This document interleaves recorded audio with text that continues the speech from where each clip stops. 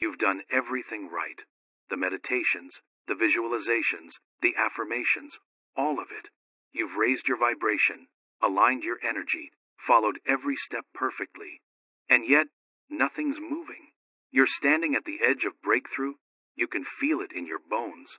But instead of momentum, there's just this heavy silence. Here's what nobody tells you. That silence isn't resistance. It's not the universe testing you. It's actually a warning signal that you're unknowingly activating the exact mechanism that keeps your desires locked away from you. The problem isn't your power or your belief. It's built into how you've been taught to manifest. This video reveals the hidden trap embedded in manifestation culture that transforms your practice from a doorway into a prison. You'll discover why attraction itself is the problem, how the quantum field actually works, and the simple shift that collapses timelines instead of chasing them. Everything you thought you knew is about to flip.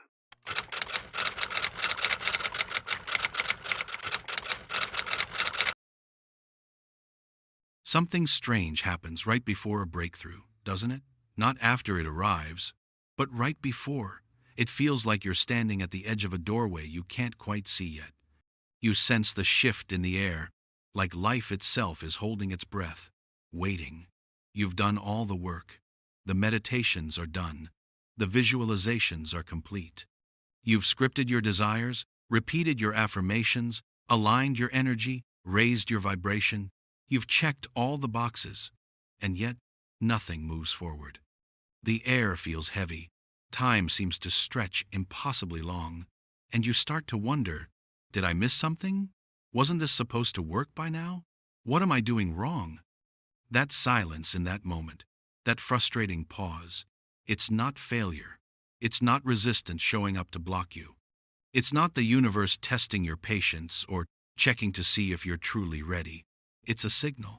But it's a signal that most teachings have trained you to completely misread. Because right there, in the very moment you feel closest to your new reality, when you can almost taste it, you're unknowingly activating the exact mechanism that pushes it further and further away. This hidden mechanism isn't some mystical resistance force. It's not a punishment for doing something wrong or not believing hard enough. It is actually built into the way most people have been taught to manifest in the first place. And here's the unsettling truth that nobody wants to tell you. Your manifestation practice, the very thing you rely on to bring you closer to your dreams, might actually be the engine keeping them permanently out of reach. Not because you lack power, not because you don't believe enough, but because you're operating under a misconception so deeply woven into manifestation culture that it has become completely invisible. You think you're calling your future toward you, but at the quantum level, you may actually be locking it in place, preventing it from ever collapsing into your reality. The misconception looks harmless on the surface. It even sounds empowering when you first hear it. You've heard it countless times in books, workshops, videos, spiritual circles. It's the phrase repeated like gospel, like an unquestionable truth. You must attract your desire. It seems obvious, logical, even motivating. But here's the problem. The quantum field does not work by attraction.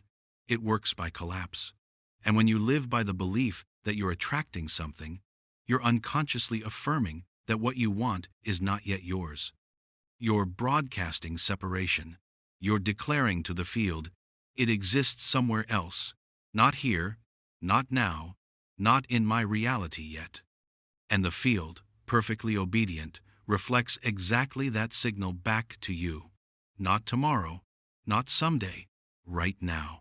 It mirrors your state in real time. And the state you're actually holding, underneath all the hopeful words, is lack disguised as hope. This is why so many people stay stuck in endless loops of desire. They visualize something and feel good for a little while, but then the evidence doesn't show up quickly enough. Doubt creeps in, energy drops, and the cycle begins all over again. They conclude they need to visualize harder, feel more intensely, or repeat affirmations for longer periods. But all of these actions reinforce the exact same starting point. I don't have it yet. The more they try, the stronger the vibration of lack becomes in their system. This isn't laziness. It's not weakness. It's physics. The field responds not to what you want, but to the frequency you embody moment to moment.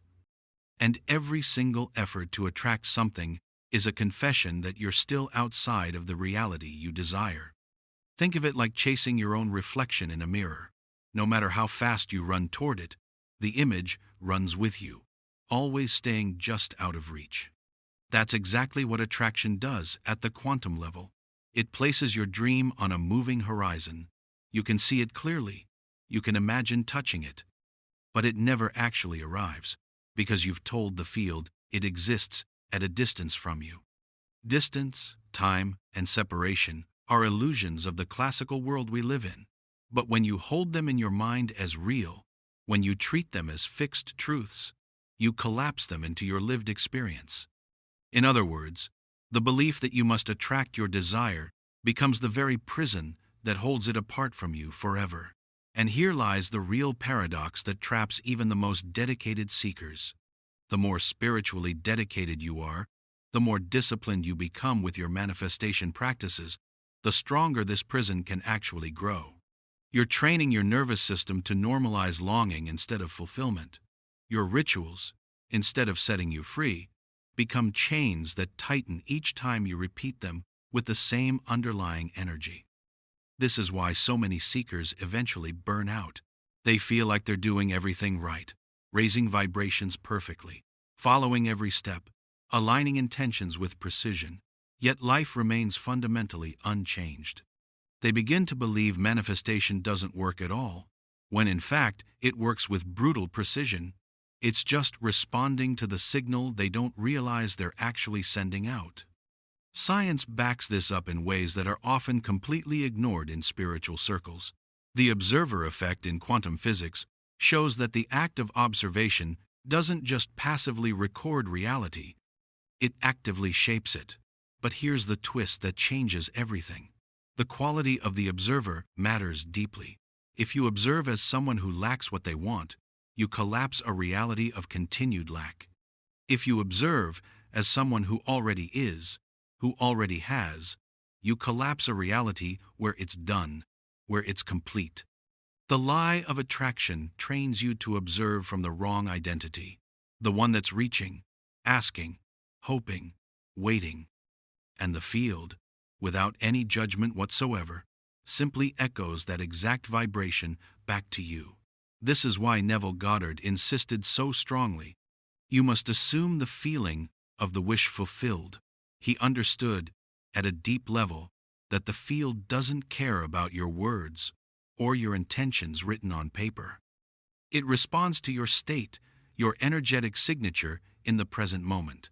But the true danger here isn't just in blocking your desires from manifesting. The true danger is what this misconception does to your sense of self over time. Each time you act as if your future is separate from you, each time you position yourself as someone reaching for something outside yourself, you reinforce the belief that you are incomplete. You distort your identity into a seeker instead of a creator. You start to live as a person forever reaching for wholeness, forever incomplete, forever waiting, when in reality, the quantum field already contains every single version of you that you could ever become. Every possibility already exists. You're not moving toward your desires through space and time. Your desires are waiting for you to match them energetically. They exist right now as fully as this moment exists. The only difference is whether you step into the state where they become visible to you. In the comments right now, drop one word that captures the energy you're ready to embody. Maybe it's abundance. Maybe it's wholeness. Maybe it's certainty. Maybe it's something uniquely yours. Let that word be a declaration, a signal you're planting not just in this space but in the quantum field itself. And here's the incomplete puzzle, the part most teachers never actually reveal. If you're not meant to attract your desires, then what are you meant to do? What's the actual mechanism that turns potential into physical reality? This is where manifestation, teaching, and quantum physics finally merge into one coherent picture. But to see it clearly, we first have to dismantle what I call the observer trap, the silent force that's been running your manifestation process without your conscious consent. And once you see how it works, you will never look at your desires the same way again. Every scientific revolution throughout history begins with a paradox. And in quantum mechanics, the paradox that shook the foundations of reality was simple yet completely impossible according to old physics. Particles behaved like waves, and waves behaved like particles. Electrons, photons, matter itself refused to obey the old rules everyone thought were fixed. But the real shock wasn't in the particles themselves. It was in us, the observers watching them. The famous double-slit experiment revealed something so radical that most people still haven't fully digested its implications. The very act of observing changes the outcome of the experiment. Watch an electron and it behaves like a solid particle. Don't watch it and it flows like a wave of infinite potential, existing everywhere and nowhere simultaneously. Observation doesn't just measure reality passively. It collapses it into a specific form. Now pause and let that really land for a moment. Because if the act of observing literally decides whether something exists as pure possibility or as concrete fact, then the way you observe your own desires is absolutely everything. Most people are unconsciously playing the role of the wrong observer without even knowing it.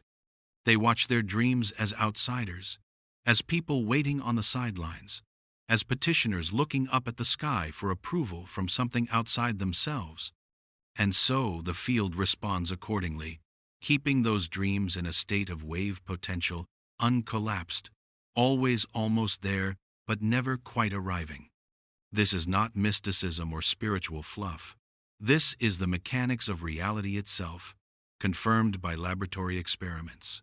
Your consciousness is not a passive lens simply watching life unfold.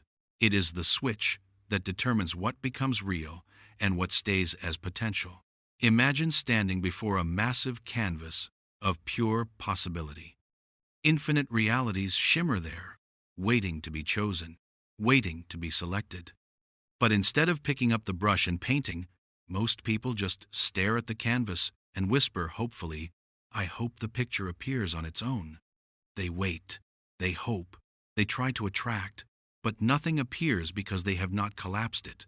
They're observing from the state of separation, from the position of someone outside looking in.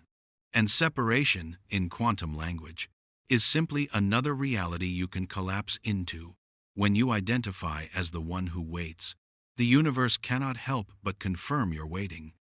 When you identify as the one who asks and hopes, the universe confirms your asking and hoping. It is mercilessly precise in its mirroring. This is why the observer effect isn't just some interesting laboratory phenomenon that scientists study. It is the mirror of manifestation itself. Neville Goddard called it the law of assumption. Dr. Joe Dispenza calls it becoming the new self before the environment changes. Both are translations of the exact same principle expressed in different language. The quality of the observer determines the quality of the reality observed. The mind that says, "I want," collapses a world of endless wanting. The mind that says, "I am," collapses a world of being, of having, of completion. Physics and mysticism meet at this razor's edge. And yet here is where the trap deepens even further. Because the observer isn't just your conscious thoughts floating through your mind. It's your entire state. You can repeat affirmations endlessly all day long. I am abundant. I am loved. I am powerful. I am successful. But if beneath those words your nervous system is radiating fear, lack, or doubt, the field listens to the vibration beneath the vocabulary, not the words themselves. You can spend hours every day visualizing wealth in great detail. But if your body is still anchored in the chemistry of scarcity, if your cells are still firing in the patterns of not enough, you collapse scarcity again and again and again.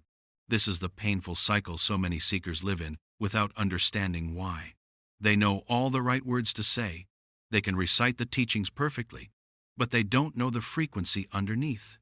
They're observing with their lips, not with their being, and the quantum field responds faithfully to the state that dominates your system, not the state you wish you had. Here's the incomplete puzzle piece that most people miss entirely.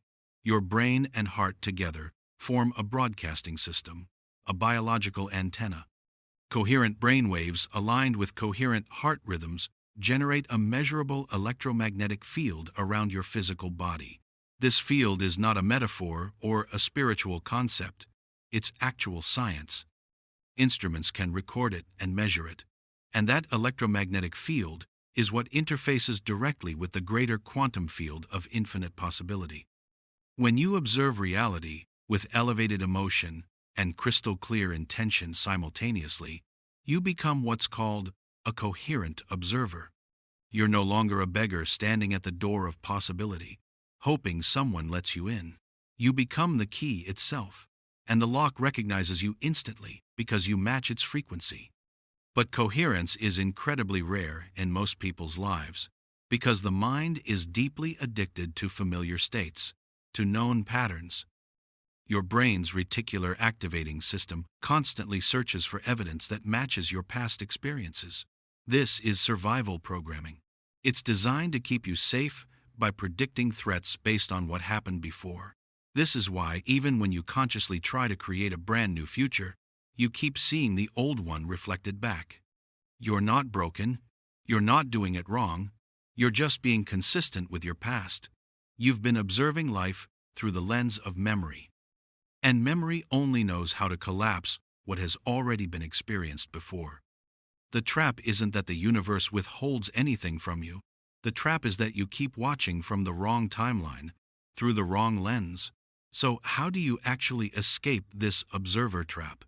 The first step is brutally honest recognition. You must stop observing your desires as something separate from you, as something outside your current reality. Every single time you look at them with longing, every time you frame them as out there instead of in here, you're performing the exact experiment that ensures they remain out there permanently. The second step is shifting your identity at the deepest level. You must enter the state of the one who already lives it, not as fantasy, not as pretending, but as fact, as your new baseline reality.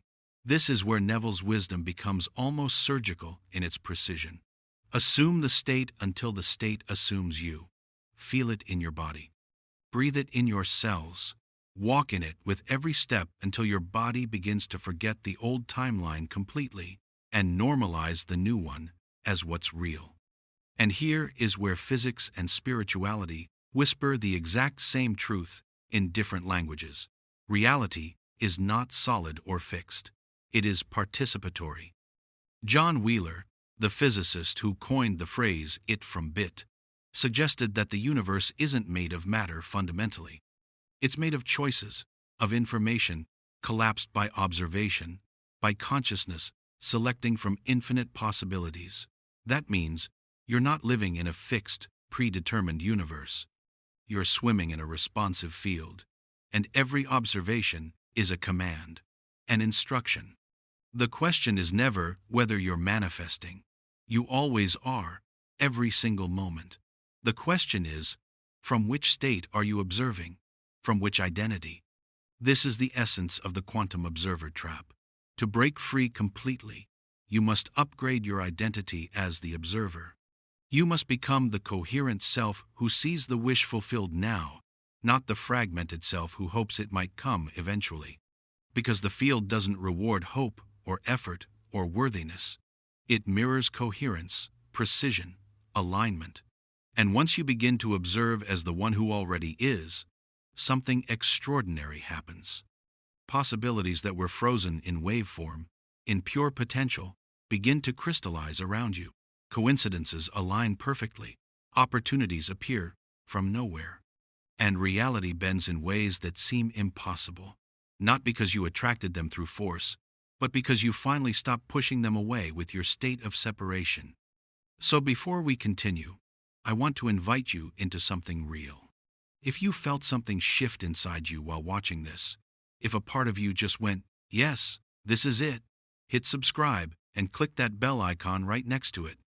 Also, join our Manifestation Club on gogetter.au. This isn't just content you're consuming, it's a frequency you're stepping into.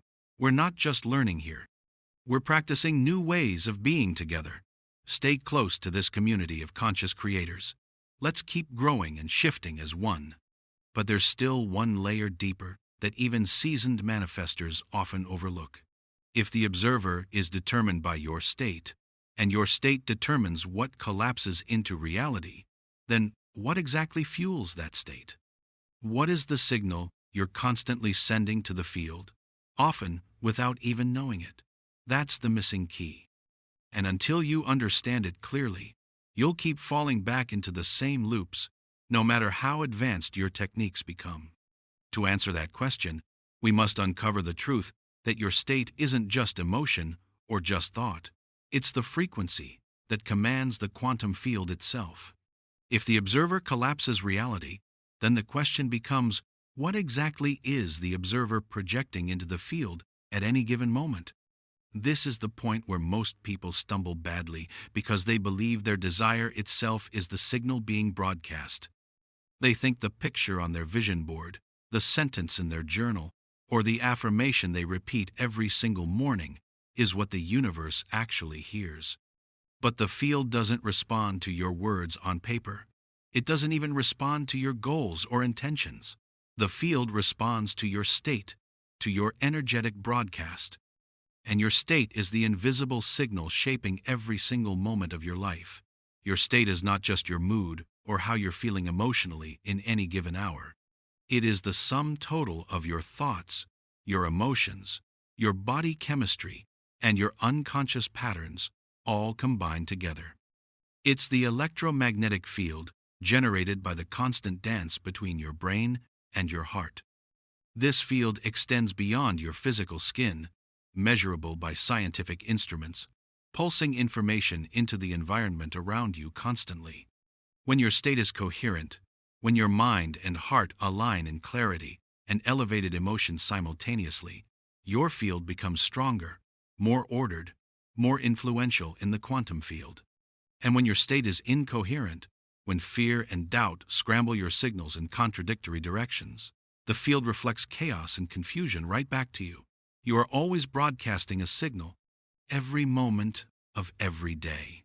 The only question is, are you broadcasting from lack or from completion, from separation or from wholeness? Think of it this way. Every radio station exists simultaneously in the airwaves right now, all broadcasting at once. But the one you actually hear depends entirely on the frequency your receiver is tuned to at that moment. Life operates exactly the same way. Your desired reality already exists in the quantum field right now, vibrating at its unique frequency. You don't attract it by hoping harder or visualizing more intensely. You tune into it by embodying its signal, by becoming a vibrational match to it. Wealth has a frequency. Love has a frequency. Healing has a frequency. Success has a frequency. And when your state matches that frequency precisely, the collapse is instant. The station becomes audible. The reality becomes visible in your physical experience. You don't force it to happen. You don't chase it down. You simply become the one who hears that particular song because you're already tuned to that exact station. This is why Neville Goddard said so clearly, you do not attract what you want, you attract what you are. He wasn't speaking in poetic metaphor. He was describing quantum mechanics in the language of the soul, in words people could actually feel. To become the wish fulfilled is to shift your state into vibrational alignment with the reality where it's already true, where it's already complete. Dr. Joe Dispenza translates this exact principle into neurobiology and brain science. When you marry a clear intention with an elevated emotion, when you combine those two elements, you broadcast a brand new electromagnetic signature into the quantum field. Your body stops living in the biochemistry of the past and starts broadcasting from the frequency of the future. And as the field organizes around your new signal, as it responds to this new broadcast, your life reorganizes with it naturally. But here's the trap that keeps people from truly entering the state they desire. They try to fake it. They try to force it through willpower alone. They recite affirmations with their mouth while their body is still completely addicted to the chemistry of fear. They visualize abundance in their mind while their nervous system is locked in survival mode, pumping stress hormones. On the surface, they're saying, "I am," but underneath, deep in their cells, they're vibrating, "I am not." And the field, which cannot be deceived by words alone, reflects the underlying state every single time with perfect accuracy. This is why effort, when misaligned with your actual state, creates exhaustion instead of manifestation. You cannot think your way into a new reality using your mind alone. You must become the new reality in your body, in your emotions, in your nervous system, in your frequency. Otherwise, you remain tuned to the exact same old station no matter how loudly you shout new affirmations at yourself. So how do you actually shift state in a way that sticks, that lasts, that becomes permanent? Science offers a doorway through something called coherence. When the brain and heart enter harmony together, when your breath regulates naturally, and when gratitude, love, or inspiration flood your entire system, your electromagnetic field expands outward. It becomes ordered instead of chaotic. Studies at the HeartMath Institute have shown that heart coherence influences not just your own biology internally, but the environment around you externally.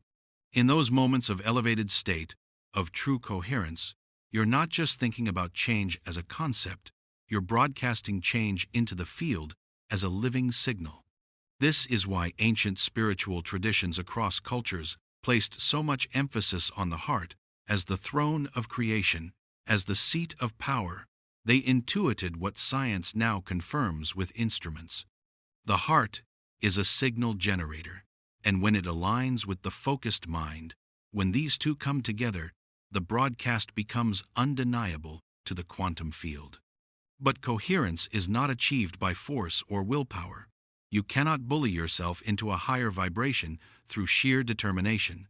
You must create the conditions where it arises naturally, organically.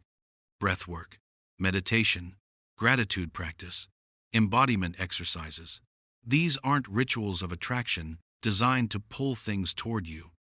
They're tuning forks, bringing your scattered frequencies into harmony with each other.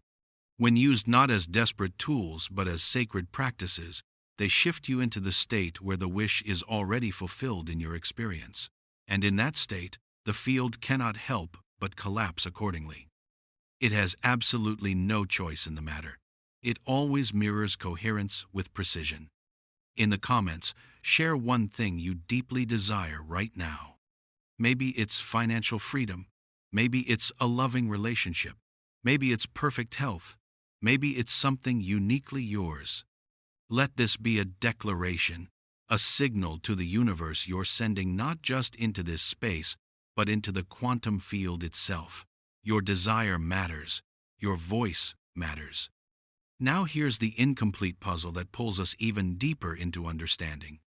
If your state is the signal being broadcast, then why does it feel so incredibly hard to stay in elevated states long enough to see real change? Why do people have brief glimpses of coherence, moments where everything feels aligned, only to fall back into old patterns of lack and fear within hours or days? The answer isn't willpower. It's not discipline or motivation. It's something far more cunning and hidden. The mind itself, wired for survival over millions of years, constantly drags you back to the familiar, to what feels safe. Your state may shift powerfully for a moment, but unless you rewire the observer behind it, unless you change the programming, your nervous system will collapse you right back into the old reality automatically. And this is where most seekers give up completely, not realizing that the problem isn't their desire or their technique, it's their conditioning, their unconscious programming. If the quantum field is truly infinite, abundant, and immediate in its response, why do so many people, despite practicing visualizations, affirmations, and manifestation rituals religiously, remain trapped in the exact same cycles of frustration year after year? The answer is uncomfortable to hear, but it's also liberating once you understand it. It's not the field that resists you. The field never resists anyone. It's your own mind that blocks you.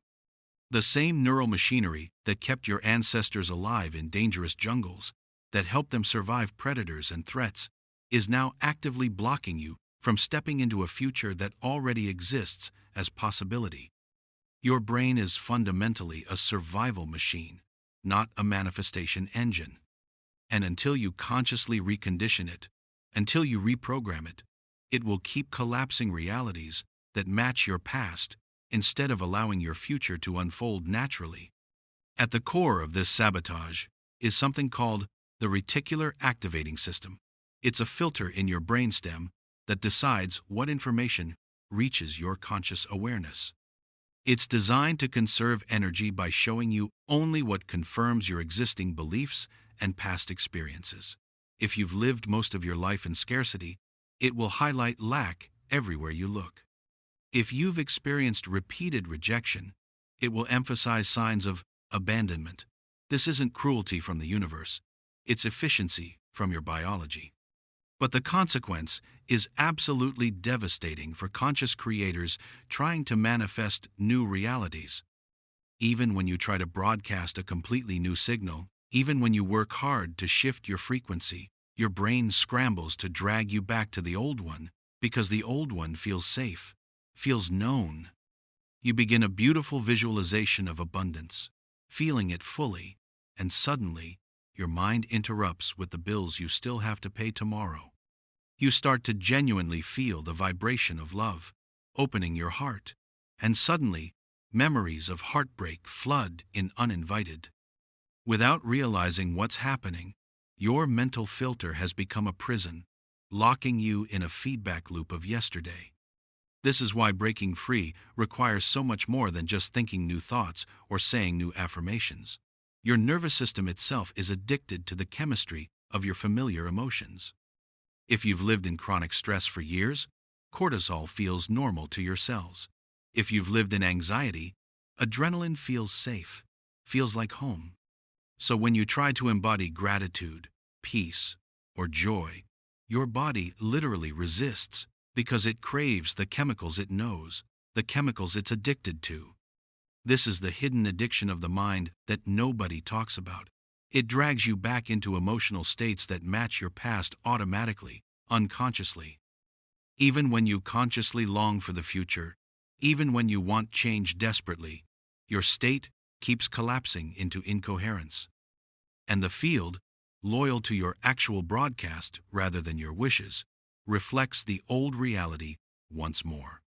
But here's the paradox that changes everything. The very resistance you feel, that uncomfortable friction, is actually proof that your signal is shifting. The discomfort means you're stepping beyond the familiar frequency, beyond the known patterns. Most people mistake that friction for failure, for evidence that this isn't working, so they stop trying. They tell themselves manifestation is fake and unconsciously re-anchor themselves in the old state, the comfortable state. But those who persist, who breathe through the resistance, who interrupt the pattern instead of obeying it automatically, those are the ones who create the break in the loop. Pattern interruption is not some gimmick or trick. It's survival-level neurobiology repurposed for evolution, for transformation. Every single time you shift your body out of its old chemistry and into coherence, even for a few minutes, you weaken the grip of the past on your nervous system. You train your system to normalize the frequency of the future instead. Ancient traditions intuited this long before neuroscience could explain the mechanisms. They used chants, rhythmic movement, elaborate rituals, and specific breathwork not merely as ceremonies or traditions, but as technologies of interruption. Each practice broke the rhythm of the habitual mind, creating cracks in the pattern where the new state could enter and take root. Today, we can translate this ancient wisdom into modern practices that work with your biology. Cold exposure, deep intentional breathing, gratitude, flooding your system. Even something as simple as changing your physical posture in the exact moment of fear can shift your state. These aren't small tricks or hacks. They're ways to hijack the nervous system and pull yourself into the state that signals the field differently. And when you repeat them consistently over time, the unfamiliar gradually becomes familiar. The frequency of the future becomes your new baseline reality, your new normal. The prison of the conditioned mind dissolves naturally. But make no mistake, this work is not about silencing the mind or fighting your thoughts. The goal is never to fight anything. The goal is to retrain the observer behind the thoughts, to upgrade the lens through which you see reality. When you understand that your brain's obsession with survival and safety is only one possible lens, you can consciously choose another lens. You can choose to observe from the state of already having, already being, already living in your desired reality. This choice, repeated consistently day after day, rewires the neural circuits. Neuroplasticity ensures that the brain adapts to whatever state you feed it most often. The field will always mirror your dominant broadcast, your most consistent signal. Change the state and the mirror must change. There is no negotiation in this law. It simply is. So the next time your mind whispers, "It's not working, nothing's changing," recognize it for exactly what it is. The echo of the old program. The ghost of your past, trying to pull you back into familiar territory. In that exact moment, you have a choice. You can collapse the old reality again automatically, or you can breathe, shift your physiology, and broadcast a completely new signal. Type in the comments right now, "I now collapse what I used to chase." Write it. Declare it. Let your nervous system register this new state as truth. This isn't just a sentence. It's a signal. It's the beginning of training your mind to stop orbiting your dreams and start inhabiting them as lived reality. Each word is a choice. Each choice is a broadcast. And each broadcast is a collapse into a new timeline, a new possibility. Because once you claim this shift consciously, you're no longer fighting your mind. You're retraining it. You're reprogramming it. And when the mind begins to serve the state you choose instead of sabotaging it with old conditioning, manifestation ceases to be a struggle. It becomes coherence, pure and simple. The field responds with the same immediacy it always has. It's always been immediate. Only now you finally see the reflection you've been waiting for, because you've become the match to it. When most people hear the phrase quantum leap, they imagine speed. They picture themselves catapulting from one set of circumstances to another overnight, as if time suddenly accelerates and delivers them to their dream life instantly. But this is not what a quantum leap really is at the fundamental level.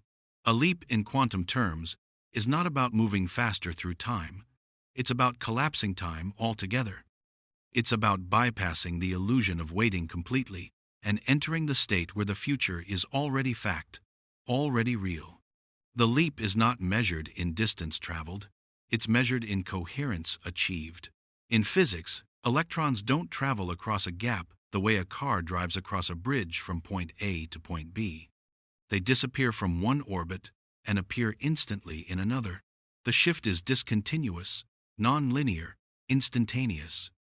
One state collapses, another emerges in its place, and no journey in between is ever observed. There's no in-between state captured by any instrument. This is the true metaphor of the quantum leap in manifestation. You don't crawl toward your desire step by painful step. You dissolve the old state completely and appear in the new one. The field doesn't need time to deliver your desire to you. Time is only the scaffolding your mind uses to explain the collapse after it has already happened, to make sense of it retroactively. This is why some people experience what seem like sudden breakthroughs from the outside. The relationship arrives the moment they finally stop looking.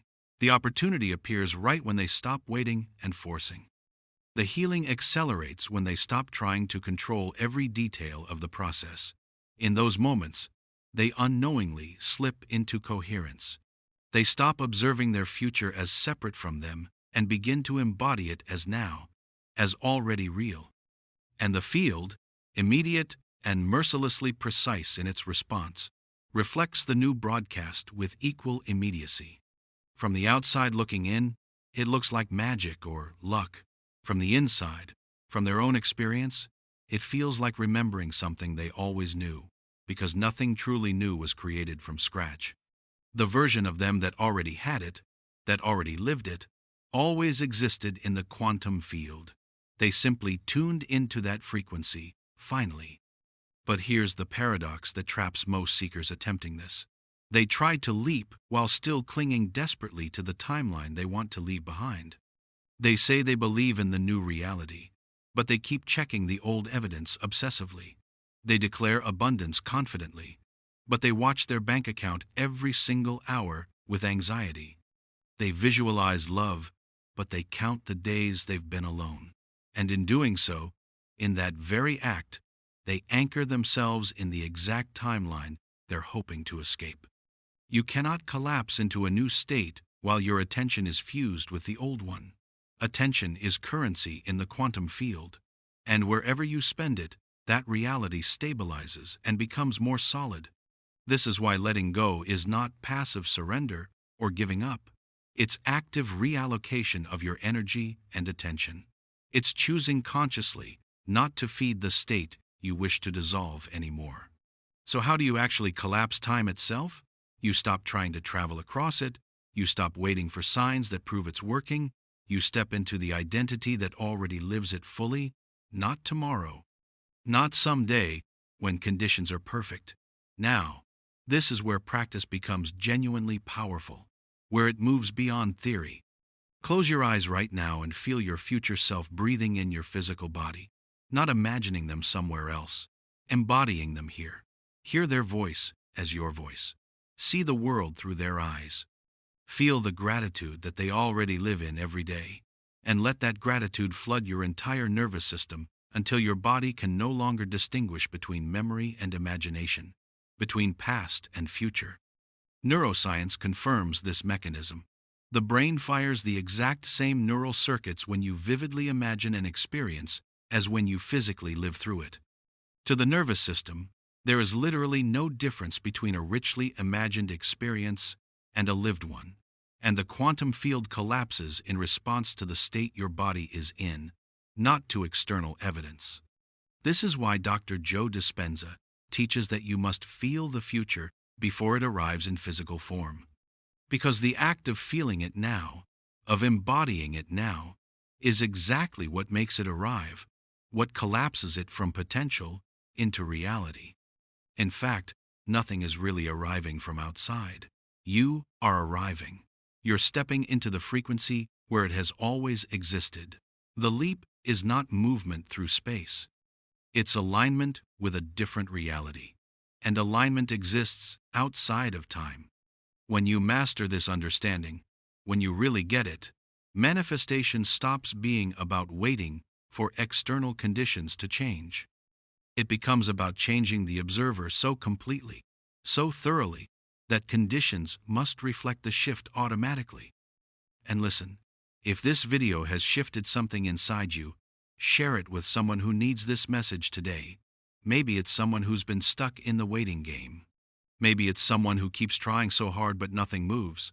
For you, it's just sharing a link.